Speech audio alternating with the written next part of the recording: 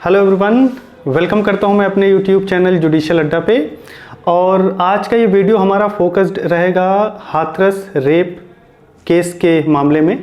और मुझे लगा कि रेप की डेफिनेशन को, हालांकि इस पे एक वीडियो मैं पहले भी बना चुका हूं, आप ऊपर आई बटन पे क्लिक करके देख सकते हैं वो वीडियो, और लास्ट में भी वो रिफ्लेक्ट होगा वो वीडियो। रेप पे हमने सेक्शन 375 के बारे में डिटेल में डिस्कस किया है। बट एक्चुअली आज के इस वीडियो में हम लोग हाथरस रेप केस को ध्यान में रखते हुए फिर से एक बार गहन अध्ययन करेंगे कि रेप किसे कहते हैं। क्योंकि आप जानते हैं कि व्हाट्सएप पे या आप देखते हैं सोसाइटी में रेप जो हुआ है, रेप केस को, या आप कह लीजिए कि सरकार उसे छुपाना चाहती है, उसे रेप नहीं बुलवाना चाहती है, नहीं रेप का केस बनवाना चाहती है।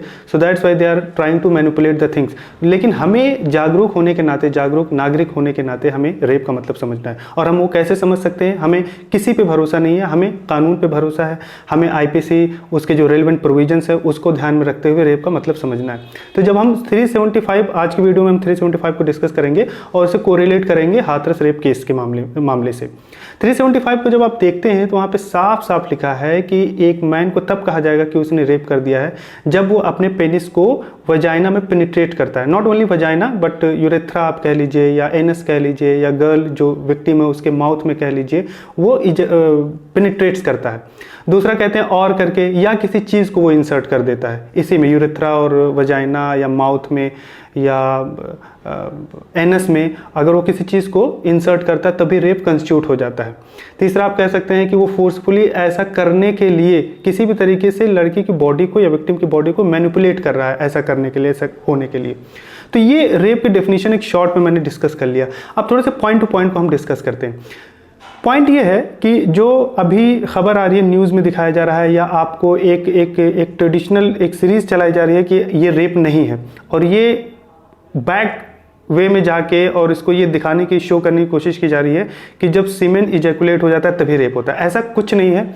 आप क्लियर समझिए कि जजमेंट में, सुप्रीम कोर्ट के अगर जजमेंट देखेंगे रेप से रिलेटेड, जो एक सीरीज ऑफ जजमेंट्स आप देखेंगे, तब आपको एक ट्रेंड जो सेट किया गया सुप्रीम कोर्ट के द्वारा, उससे पता चलेगा कि ऐसा कुछ नहीं होता। सीमेन का इजैकुलेट होना या ना होना रेप कंस्टिट्यूट नहीं करता। और रही बात मेडिकल रिपोर्ट की, या एक्सपर्ट जो बोल देते हैं, डॉक्टर ने जो बोल दिया, सुप्रीम कोर्ट ने इस पे भी बोला है कि डॉक्टर रेप को नहीं बताते कि रेप हुआ है या नहीं हुआ है, डॉक्टर सिर्फ मेडिकल कंडीशन को बताते हैं। डॉक्टर ने कह दिया सीमेन इजैकुलेट नहीं हुआ था, नहीं सीमेन नहीं पाया गया, सीमेन के सैंपल नहीं पाए गए, तो इसका मतलब ये नहीं कि रेप कंस्टिट्यूट नहीं हुआ है। रेप कंस्टिट्यूट हुआ है या नहीं, आपको सेक्शन 375 देखना पड़ेगा।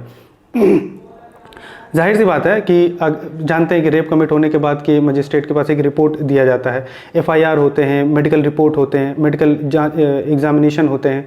आप सोच के देखिए कि अगर मेडिकल एग्जामिनेशन में लेट लतीफ़ हो गया, यानी कि अगर 20 दिन के बाद, 11 दिन के बाद, 15 दिन के बाद उसका मेडिकल एग्जामिनेशन हो रहा है, तो आपको लगता है कि जो सीमेन के सैंपल हैं वो मिलेंगे? वो तो 4 घंटे 5 घंटे में पता नहीं चलता है, या उसको सबूत को मिटाया भी जा सकता है, मैनिपुलेट भी किया जा सकता है। अगर रेप करके कोई, मान लिया इजैकुलेट वो होता है, रेप करके वो जो इजैकुलेशन हुआ है उसको वो ख़त्म कर दे, उस एविडेंस को ख़त्म कर दे, तो क्या मतलब वो रेप नहीं हुआ है? तो रेप का सीमेन के इजैकुलेशन से कोई लेना देना नहीं है। सीमेन इजैकुलेट हो या ना हो उससे कोई लेना देना नहीं है। वैसे भी सेक्शन 375 आप जब देखेंगे तो वहाँ पे साफ साफ लिखा है कि a man is said to commit a rape if he penetrates his penis to any extent, to the vagina और माउथ और टू एनस और टू यूरेथ्रा। तो टू एनी एक्सटेंट का मतलब क्या हुआ कि ज़रूरी नहीं है कि वो पेनिट्रेट्स कर रहा है, कितने देर कर रहा है ना, कि उसकी जो किस एक्सटेंट तक किया। टू एनी एक्सटेंट, लॉ कहता है टू एनी एक्सटेंट, किसी भी एक्सटेंट तक किया। और नॉट ओनली पेनिस, वो किसी चीज़ को भी ऐसा करता है, इंसर्ट करता है, तो भी वो रेप कंस्टिट्यूट कर जाता है। मेडिकल रिपोर्ट की जहाँ तक बात है, ये कोरोबरेटिव होता है, ये कोई डिटर्मिनेटिंग फैक्टर्स नहीं होता है कि मतलब डॉक्टर ने कह दिया कि नहीं सीमेन नहीं पाए गए या रेप नहीं है। खैर डॉक्टर क्या कहेगा, रेप नहीं है, वो नहीं कहता, वो सिर्फ इतना बोलेगा मेडिकल कंडीशन क्या थी, तो उसको कोरोबरेटिव माना जाता है। यानी कि कोरोबरेट करके जज देखते हैं, कोर्ट देखती है कि चीज़ें मैच हो रही है कि नहीं हो रही है। जैसे एक होता है ओरल एविडेंस, यानी कि आप कह लीजिए जो विक्टिम है, विक्टिम ने जो बोला, डाइंग डिक्लेरेशन दिया, या जो विक्टिम बोल रही है, अगर मान लिया जिंदा है विक्टिम, तो जो बोल रही है, ओरल जो एविडेंस है, जो वो बात बोल रही है, उसको ज़्यादा तरजीह दी जाती है रेप केस में। यानी कि oral evidence is giving more importance in comparison of the medical witness, medical examination, medical evidence. तो मेडिकल, आपको ये भी समझना पड़ेगा कि मेडिकल विटनेस और ओरल एविडेंस में किसको ज़्यादा तरजीह दी जाती है, ठीक है। तो ओरल एविडेंस ज़्यादा होते हैं, जैसे कि विक्टिम ने जो बोला उसको ज़्यादा इंपॉर्टेंस दिया जाएगा। हाँ, अब ऐसा कुछ विक्टिम बोल देती है कि मेडिकल विटनेस जो रिपोर्ट बन के आया डॉक्टर को उससे बिल्कुल अलग है ना, यानी कि विक्टिम कुछ और कह रही है, मेडिकल विटनेस कुछ, मेडिकल एविडेंस कुछ और कह रहा है, तो वहाँ पे थोड़ा सा हो जाता है, कॉन्ट्रडिक्शन हो जाता है। लेकिन ऐसा जहाँ पे कॉन्ट्रडिक्ट हो रही है चीज़ें, वहाँ पे ओरल एविडेंस यानी कि विक्टिम या और कोई जिसने देखा था उसकी बातों को ज़्यादा ध्यान में रखा जाता है। क्योंकि देखिए, एक्सपर्ट जो ओपिनियन होते हैं या मेडिकल रिपोर्ट जो होती हैं वो चीज़ें घटित होने के बाद किया जाता है। एक्सपर्ट की कोई अपनी एक पैरामीटर नहीं होता है, एक बहुत ही वास्ट एरिया होता है। चाहे आप साइंस की बात कर लें, चाहे आर्ट की बात कर लें, चाहे किसी भी चीज़ की बात कर लें। अगर मैं एक एक्सपर्ट हूँ, चाहे वो मेडिकल एक्सपर्ट हूँ, तो मैं कोई गॉड नहीं हो गया। मैं अपनी नॉलेज से या जो साइंस है उसके भरोसे पे जो मैंने पढ़ाई की उस पे मैं चीज़ों को ऑब्जर्व करके या इमेजिन करके चीज़ों को रिपोर्ट बना के देता हूँ। लेकिन आप सोच के देखिए, जो इंसान जिसके साथ हुआ है वो अगर कुछ कह रहा है तो जाहिर सी बात है वो ज़्यादा चीज़ें अच्छा सच्ची होंगी, ज़्यादा वेटेज मिलना चाहिए। जो इंसान ने देखा कि हाँ मेरे सामने ऐसा हुआ था, तो उसकी बातें ज़्यादा मानी जाएंगी। ऐसे एक केस है Dharampal versus state of Haryana का, 2017 का ही केस है। तो उसमें मैं बता दूं आपको क्या हुआ था। यही बात उठी थी कि जो मेडिकल एविडेंस है और जो ओरल एविडेंस है, दोनों में कॉन्ट्रडिक्शन अगर होती है तो क्या होता है।